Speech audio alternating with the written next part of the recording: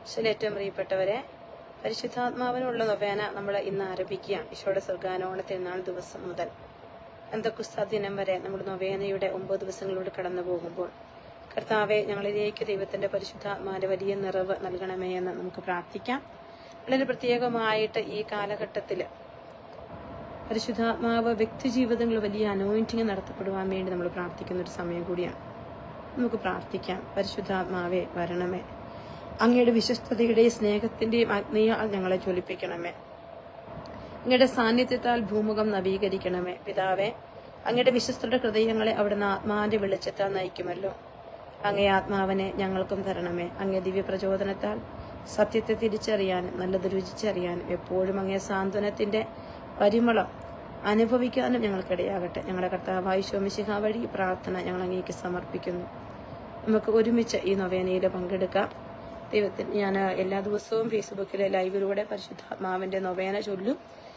എന്നാലൊരു exact time എനിക്ക് പറയാനായിട്ട് സാധിക്കില്ല. ഇവിടെ എഡ്മണ്ടിലെ തപസ് ധ്യാനം, എന്നാൽ UK എത്തിയിട്ട് വീണ്ടും ധ്യാനം ഉള്ളത് കൊണ്ട് ഒരു എക്സാക്റ്റ് ടൈം പറയാൻ പറ്റില്ല.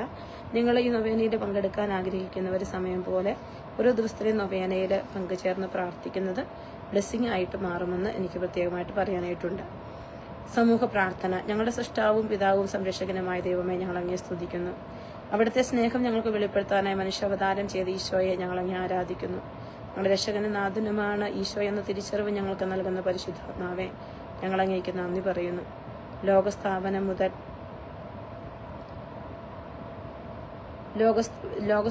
മുതൽ അങ്ങേ ദിവ്യ സാന്നിധ്യത്താൽ ഭൂമുഖയുടെ മുഖം നവീകരിച്ചുകൊണ്ടിരിക്കുന്ന പരിശുദ്ധാത്മാവെ, ഞങ്ങൾ അങ്ങേ മുഖത്തെപ്പെടുത്തുന്നു. സഖിയനൂട്ടിശാലികൾ ദാഹത്തോടെ കാത്തിരുന്ന പരിശുദ്ധ അമ്മയുടെ സ്നേഹന്മാരുടെ മേൽ ഇറങ്ങി വന്ന പരിശുദ്ധാത്മാവെ, ഈ സമൂഹത്തിന്റെ മേലും ഇറങ്ങി വരണമേ. ഞങ്ങളുടെ ഹൃദയങ്ങളെ അങ്ങയുടെ കൃപയാൽ നിറയ്ക്കണമേ. അവിടുത്തെ ആലയമായി ഞങ്ങളുടെ ശരീരത്തെ അങ്ങ് വിശുദ്ധീകരിക്കണമേ.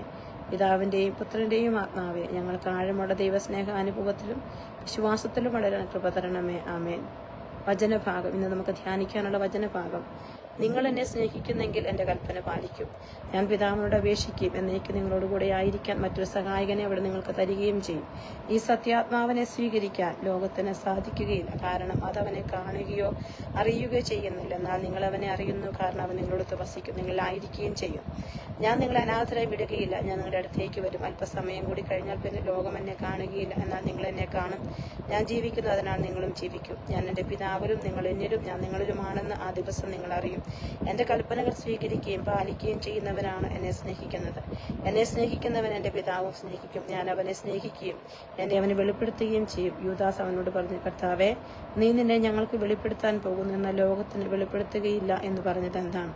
യേശു പ്രതിവചിച്ചു, എന്നെ സ്നേഹിക്കുന്നവൻ എൻ്റെ വചനം പാലിക്കും. അപ്പോൾ എൻ്റെ പിതാവ് അവനെ സ്നേഹിക്കുകയും ഞങ്ങൾ അവൻ്റെ അടുത്ത് വന്ന് അവന് വാസമർപ്പിക്കുകയും ചെയ്യും. എന്നെ സ്നേഹിക്കാത്തവനോ എൻ്റെ വചനങ്ങൾ പാലിക്കുന്നില്ല. നിങ്ങൾ ശ്രവിക്കുന്ന ഈ വചനം എൻ്റേതല്ല, എന്നെ അയച്ച പിതാവിൻ്റെതാണ്. നിങ്ങളോട് കൂടെ ആയിരിക്കുമ്പോൾ തന്നെ ഇത് ഞാൻ നിങ്ങളോട് പറഞ്ഞിരിക്കുന്നു. എന്നാൽ എൻ്റെ നാമത്തിൽ പിതാവ് അയക്കുന്ന സഹായകനായ പരിശുദ്ധാത്മാവ് എല്ലാ കാര്യങ്ങളും നിങ്ങളെ പഠിപ്പിക്കുകയും ഞാൻ നിങ്ങളോട് പറഞ്ഞിട്ടുള്ളതെല്ലാം നിങ്ങളെ അനുസ്മരിപ്പിക്കുകയും. യോഹന്നാൻ സുവിശേഷം 14-ാം അധ്യായം 15 മുതൽ 26 വരെയുള്ള വചനങ്ങൾ. പരിശുദ്ധനായ ആ കർത്താവിൻ പരിശുദ്ധാത്മാവിന്റെ വലിയ വെളിപ്പെടുത്തലുകളെ കുറിച്ച് ഈശോ വചനത്തോട് നമ്മോട് സംസാരിച്ച് നമ്മൾ വായിച്ചു കേട്ടു. നമുക്ക് മധ്യസ്ഥ പ്രാർത്ഥനയിലേക്ക് പ്രവേശിക്കാം. നമുക്കെല്ലാവർക്കും വിശ്വാസത്തോടും പ്രത്യാശയോടും കൂടെ പരിശുദ്ധാത്മാവെ, അവിടുത്തെ ജ്ഞാനത്താൽ ഞങ്ങളെ നിറയ്ക്കണമേ എന്ന് അപേക്ഷിക്കാം. ജ്ഞാനം നമ്മളിലെ വിശ്വാസം വർദ്ധിപ്പിക്കുന്നു, പ്രത്യാശയെ ബലപ്പെടുത്തുന്നു, നന്മകൾ പരിശീലിക്കുന്ന ജീവിതത്തിന് ഉടമകളാക്കുന്നു. നന്മയും തിന്മയും തിരിച്ചറിയാൻ നമ്മുടെ ബുദ്ധിക്ക് പ്രകാശം നൽകുന്നു. ലോകത്തിന്റെ നൈമിഷിക സുഖങ്ങളിൽ സന്തോഷം കണ്ടെത്താതെ അനുദിന ജീവിതത്തിൽ സഹനങ്ങളിലൂടെയും കുരിശുകളിലൂടെയും സന്തോഷം കണ്ടെത്താൻ ജ്ഞാനം നമ്മെ യോഗ്യമാക്കുന്നു. ജ്ഞാനത്തിന് ഉറവിടമായ പരിശുദ്ധാത്മാവെ, ഞങ്ങൾ വന്ന് നിറയണമേ എന്ന് നമുക്ക് പ്രാർത്ഥിക്കാം. പെന്തക്കോസ്ത് തിരുനാൾ ശിഷ്യന്മാരും ഇറങ്ങി വന്ന തന്റെ ദാനങ്ങൾ അവരെ ശക്തിപ്പെടുത്തിയ പരിശുദ്ധാത്മാവെ, അങ്ങ് ജ്ഞാനത്താൽ ഞങ്ങളെ നിറയ്ക്കുന്നതിനായി ജ്ഞാനത്തിന്റെ ഉറവിടമായ പരിശുദ്ധാത്മാവെ, ഞങ്ങൾ വന്ന് നിറയണമേ. പരിശുദ്ധാത്മാവെ, അങ്ങേ ശക്തിയാൽ ഞങ്ങൾ വിശ്വാസത്തിൽ ആടപ്പെടുന്നതിനും ലോകം മുഴുവൻ യേശുവിന്റെ സാക്ഷികളാകുവാനുമായി ജ്ഞാനത്തിന്റെ ഉറവിടമായ പരിശുദ്ധാത്മാവെ, ഞങ്ങൾ വന്ന് നിറയണമേ.